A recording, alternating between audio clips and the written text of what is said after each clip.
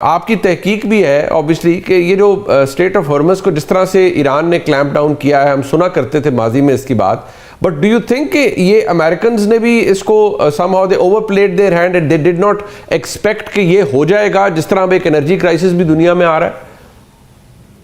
मेरे ख्याल में इसमें I would commend the American generals, उनको समझ थी।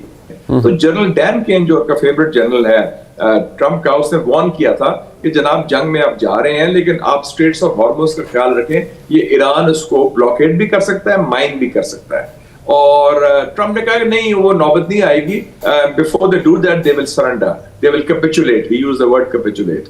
तो वो देखे ना, 6000 नेवल माइंस हैं ईरान के पास। नेवल माइंस का मतलब है अंडर वाटर, उसके 3-4 मुख्तलिफ किस्म की माइंस हैं जो इलेक्ट्रॉनिकली ट्रेस कर सकती हैं, जो फिजिकली अटैक कर सकती हैं, जो और उनको फायर कर सकते हैं। तो ये तो बड़ा खतरनाक चीज है। 2-3 बोट्स चाहिए आपको तो वो आप बंद कर सकते हैं। और वैसे भी straits of Hormuz at the shortest intersection entry में तो इट्स ओनली 21 माइल्स लॉन्ग और लेंथ में आप देख लें 100 किलोमीटर प्लस है। तो वो तो छोटा सा जगह है, but it is a very key waterway.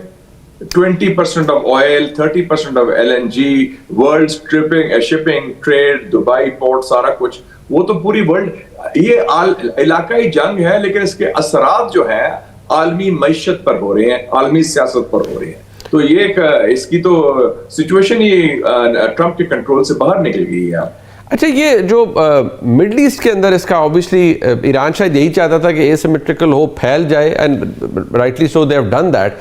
Mushahid साहब, आपको ये लगता था कि जब भी ये हुआ तो ये होगा, या ये भी एक सरप्राइज एलिमेंट था बहुत सौ के लिए? नहीं, ये सरप्राइज नहीं था, at least not for me. Okay, मैंने I very closely follow Iran, और मैं जाता भी रहता हूँ, उनके थिंक टैंक से मुलाकात भी होती है। I knew the rebar also, और उनकी फैमिली को भी, सईद अली खान मनाई साहब को। उन्होंने 2 बातें की थी अपनी शहादत से पहले। उन्होंने पहली बात की थी कि अगर ईरान पर कोई हमला होता है, चाहे अमेरिका करे या इजराइल करे, तो ये जंग जो है ये बाहमी जंग नहीं होगी, ये इलाकाई जंग होगी, it will be a regional war. और दूसरी बात बड़ी इंपॉर्टेंट थी, it was almost like a warning, कि जहां से अमेरिका हमले होंगे, जिन जिन अड्डों से होंगे, जिन जिन ठिकानों से होंगे, हम उनका पीछा वहां ही करेंगे, वहां ही वो हमारे निशाने पर हो। अब मुशाहिद साहब, एक तरफ अमेरिकन प्रेसिडेंट थ्रेट करते हैं नेटो को कि दे विल हैव रिपरकशंस। अभी ब्रिटिश प्राइम मिनिस्टर की स्टेटमेंट चल रही है कि वो खुद इनफैक्ट एक्सेप्ट कर रहे हैं कि भाई स्ट्रेट ऑफ हॉर्मुज को दोबारा खोलना कोई आसान काम नहीं है। So I think everybody is in a fix, कुछ समझ नहीं आ रहा कि हुआ क्या है, things have gone south. Yes, नहीं, आप देखें ना थ्रेट के लेवल क्या है। China, Japan, South Korea, France, UK, सबको ट्रंप ने अपील की है। चाइना तो आपका हरीफ था, ये तो यूरोपियन तो आपके हलीफ हैं। तो वो सब की मिन्नतें कर रहे हैं कि जनाब आप मेरी मदद करें। जंग आपने शुरू की, जारियत आपने आगाज किया, अब to bail him out there he is asking other countries. तो इसका मतलब है उनके हाथ में तो नहीं है ना फौजी हवाले से, ना दूसरे हवाले से।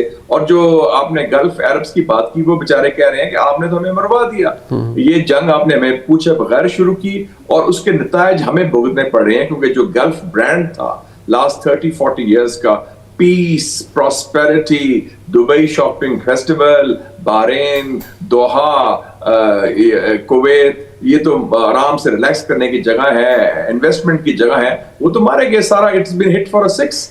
तो इसलिए ये कॉन्सिक्वेंसेस बहुत सीरियस हुए हैं इसके, जो इनके हाथ में नहीं है। और अभी भी वो बात खत्म नहीं हो रही, और they have no control over Iranian decision making. और ईरान का सिस्टम भी कायम है, उनके अवाम भी उधर साथ हैं, उनके मेजॉरिटी ऑफ द पीपल, और उनकी फौजी सलाहियत भी कायम है। So it's like a stalemate. और अब कोई ड्रास्टिक इंटरवेंशन करे भी, I think Trump would like an exit very soon. मेरे अपना ख्याल है, he is a man in a Hari.